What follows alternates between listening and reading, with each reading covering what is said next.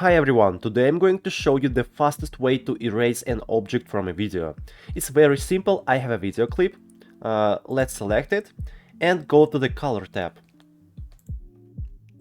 Now above the timeline, let's select mask right here.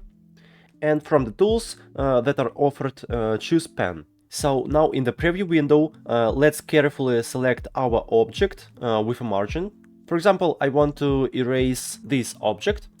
So let's draw a mask. So now let's go to the tracker.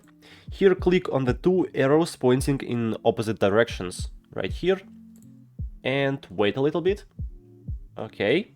So our object is tracked. Now let's open the effects in the upper right corner and find in the search field object removal. Just type object. Okay. After that, drag and drop the effect on our node.